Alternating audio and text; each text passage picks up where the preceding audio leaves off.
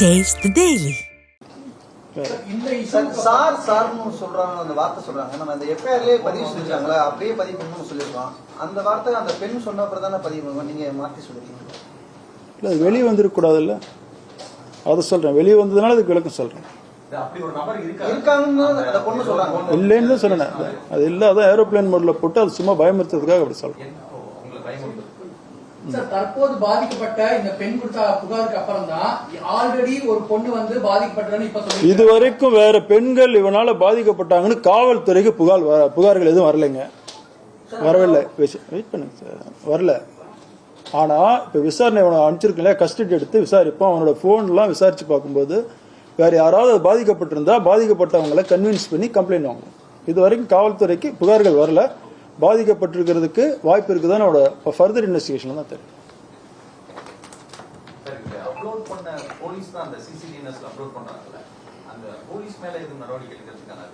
சிசிடிவிஎஸ்ல upload பண்ணுன்றது அவரோட கடமைங்க.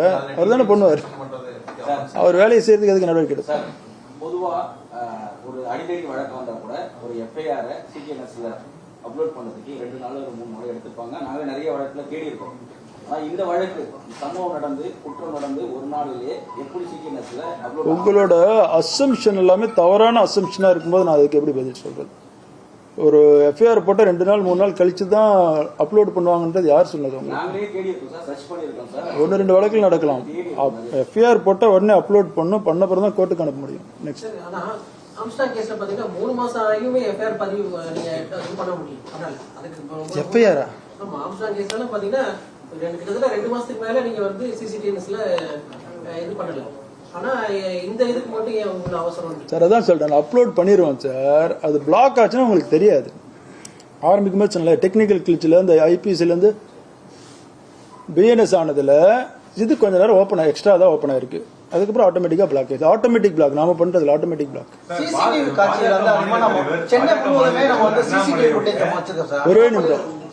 ஒரே நிமிஷம். குறிப்பிட்ட அரசியல் தலைவர்களை சொல்லி கேட்காதீங்க. உங்க கருத்து நினைக்கலங்கன்னா அரசியல் இது கிடையாது, பேட்டி கிடையாது. நீங்க காவல்துறையில ஏதாவது உங்களுக்கு விளக்கம் கேட்கணும் கேட்கலாம். நீங்க அதை நீங்க உங்களுக்கு என்ன அதுல டவுட்னு கேளுங்க. அவர் சொன்னதுன்னு சொல்லி கேட்க வேண்டாம் சார். அதுதான் உங்களுக்கு ஆரம்பிக்கும் போது சொல்லிட்டேனே சார். கொஞ்சம் கவனமா கேட்டீங்கன்னா ஃபர்தர் நிறைய அன்னெசரி கொஸ்டின்ஸ் அவாய்ட் பண்ணலாம். எஃப்ஐஆர்ன்றது பாதிக்கப்பட்டவர்கள் கொடுக்கக்கூடிய தகவலை அப்படியே எழுதணும். காவல்துறை நாங்க அடித்தல் திருத்தல் எதுவும் பண்ண மாட்டோம் அப்படிங்கறது ஆரம்பிக்கும் போது உங்களுக்கு சொன்னேன் இல்லையா?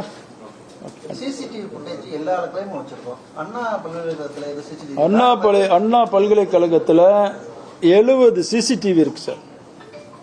70 சிசிடிவில 56 சிசிடிவி வேலை செய்யுது. சரியா? வேற அதுலயே தகவல் கிடைச்சிருக்கு. அதெல்லாம் தகவல் வச்சுதானே பிடிக்கிறோம்.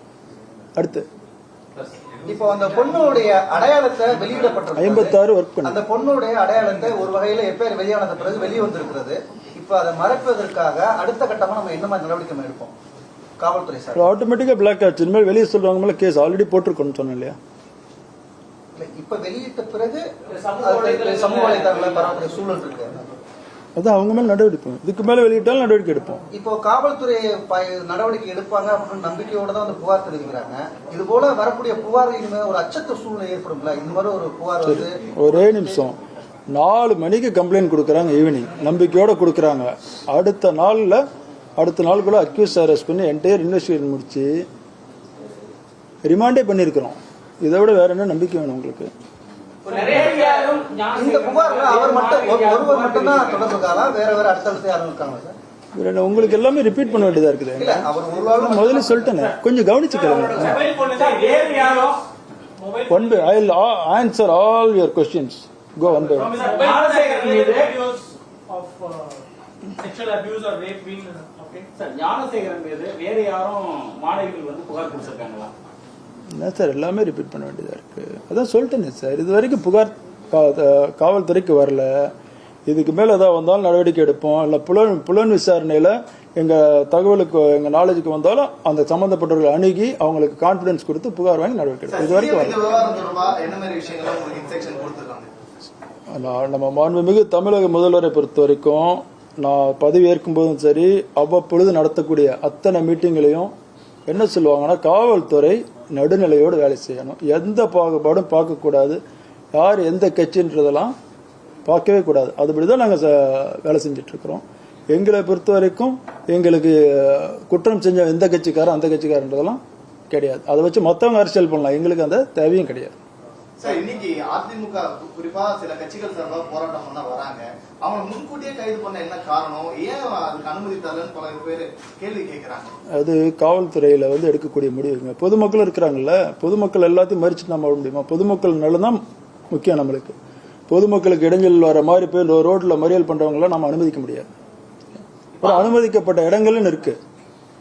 அண்ணா பல்கலைக்கழக வளாகத்துல நம்ம செக்யூரிட்டி எப்படி டைட் பண்ணிருக்கோம்? அண்ணா பல்கலைக்கழக வளாகத்தை பொறுத்த வரைக்கும் ஆல்ரெடி சொன்ன மாதிரி தான் 70 கேமரா இருக்கு. அங்க டெக்ஸ்கோன்னு சொல்லக்கூடிய எக்ஸ் சர்வீஸ்மேனை வச்சு அவங்க செக்யூரிட்டி ஆல்ரெடி அண்ணா பல்கலைக்கழகத்தில் 140 பேர் இருக்கிறாங்க. 140 பேர் செக்யூரிட்டி இருக்கிறாங்க. அதை 3 ஷிஃப்டா போடுறாங்க. 49 பேர் ஒரு ஷிஃப்ட், 49 பேர் ஒரு ஷிஃப்ட், அடுத்து 42 பேர். இதுதான் அவங்க ஷிஃப்ட் அரேஞ்ச்மெண்ட். கேட்லாம் போட்டு மேனேஜ் பண்றாங்க. அது இன்னும் எப்படி இம்ப்ரூவ் பண்றதுன்னு ஸ்டடி பண்ணிட்டு இருக்கிறோம். அண்ணா பல்கலைக்கழகத்தை பொறுத்த வரைக்கும் ஒரு மெயின் கேட்ஸ் 6 கேட் இருக்குது.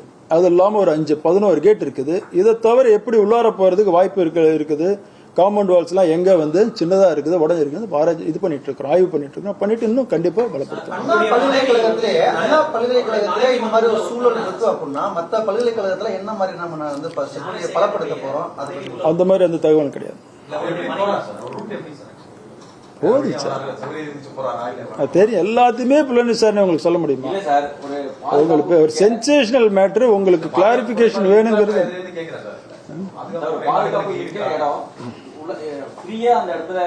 அதாவது அண்ணா பல்கலைக்கழகத்தை பொறுத்த வரைக்கும் பொதுமக்கள் வாக்கிங் போறதுக்கு காலையிலையும் மாலையிலையும் அலோவ் பண்றாங்க. பொதுமக்களே போயிட்டு வந்துட்டு இருக்காங்க. அது உள்ளார போற வருதுன்றதுல சந்தேகப்பட்டா நிறுத்தி கேட்கறாங்க. அதனால இது எப்படின்னு விசாரிச்சு சொல்றாங்க. காவல்துறையை பொறுத்த வரைக்கும் கோட்டுப்புறம் காவல் நிலைய எல்லைக்குள்ள வருது. இது அதை 3 செக்டரா பிரிச்சிருக்காங்க. அண்ணா யூனிவர்சிட்டின்றது ஏ செக்டார்ல வருது. இந்த ஏ செக்டாருக்கு நமக்கு 3 பெட்ரோல் வெஹிக்கிள் இருக்குது.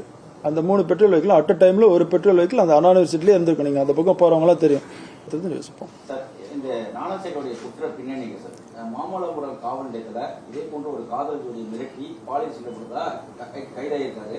அதே போல இந்த அண்ணா யூனிவர்சிட்டிக்கும் 2014 ஒரு வழக்குல நீங்க சொல்ற எதுவுமே அங்க வழக்குல இல்ல. இப்ப நான் சொன்ன 20 வழக்கு இருக்குன்ட்டு அதுல அந்த மாதிரி இல்ல. மாமல்லபுரம் கேஸ்ல ஏற்கனவே கைதா இருக்காரு. மாமல்லபுரம் வெரிஃபை பண்ண சென்னை சிட்டில கிடையாது. இந்த இன்சிடென்ட்ல வேற ஏதாவது செக்ஷன் ஆட் பண்றதுக்கு வாய்ப்பு இருக்கா? ஒரு 40 மினிட்ஸ் இவரோட கண்ட்ரோல்லயே ஆமா, செக்ஷன் ஆட் பண்ணிருக்கிறோம். அது கொடுப்போம் உங்களுக்கு. என்னென்ன செக்ஷன்ஸ் ஆட் பண்றோம்ன்றது உங்களுக்கு ஆட் பண்ணியாச்சு ஆல்ரெடி. கொடுக்குறேன் அடிஷனல் செக்ஷன். இவர் கண்காணிப்பு நம்ம காவல்துறை தொடர்ந்து அவர் கண்காணிக்காம சார் 20 வழக்கு இருக்குன்னு சொல்றாங்க. அதாவது இவர் கரெக்டா கேட்கிறாரு. 2014 தான் இவனோட மெயின் ஆக்டிவிட்டி. 2019 கடைசி கேஸ் அவனுக்கு ரிப்போர்ட் ஆகுது. 2019 அப்புறம் கேஸ் இல்லை அவனுக்கு. 2023 ஒரு ஒரு அனிமல் இது பெட் கிளினிக்ல ஒரு சின்ன வம்பு பண்றான். அது நம்ம தகவலுக்கு வந்திருக்கு. மற்றபடி 2019 அப்புறம் அவன் மேல கிரிமினல் கேஸ் இல்லை. அடுத்து இந்த ஒரு பொண்ணை சீட்டை வச்சு தான் சொல்றேன். சார் இந்த ஒரு பொண்ணை தான் வெட்டிருக்காரா இல்ல வேற வேற பொண்ணுங்க வெட்டிருக்காரா? விசாரணை தெரியும். வேற ஏதாவது நீங்க என்ன அவர் கேட்டதே திருப்பி கேட்கிறாரு. That is under investigation.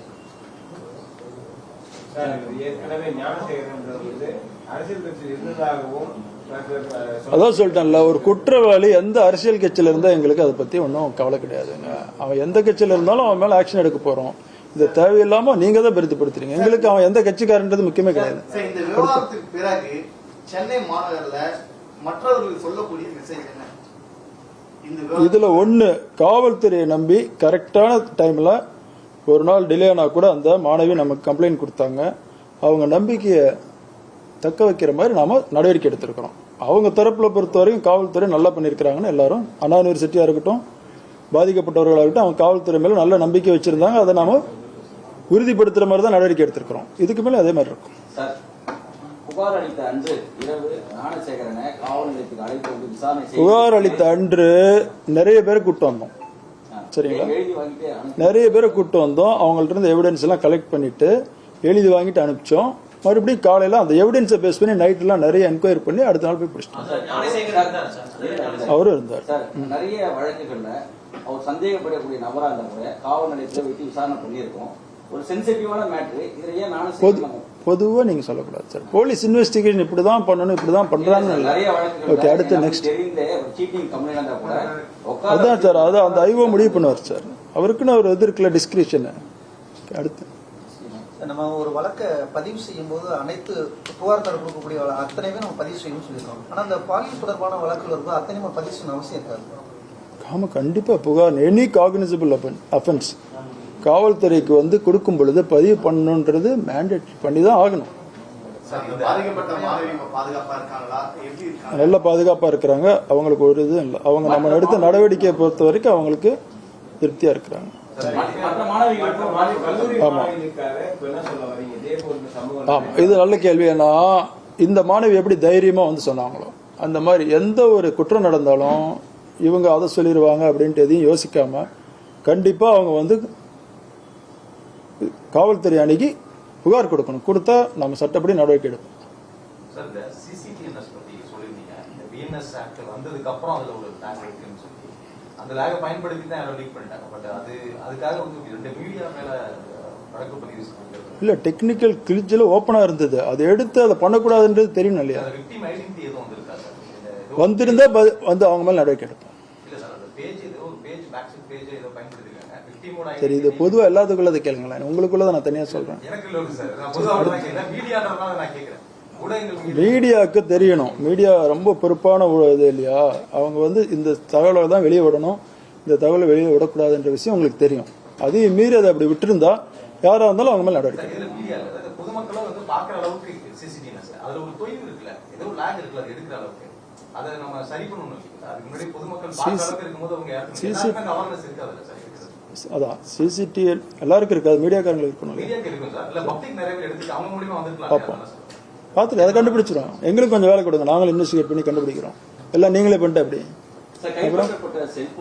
யார் யாரா கேங்க எனி கொஸ்டின் சொல்கிறேன். அது விசாரணை முடிவில் சொல்கிறேன். வேறு ஐடியா அது ரைட்டுங்க. தேங்க்யூ.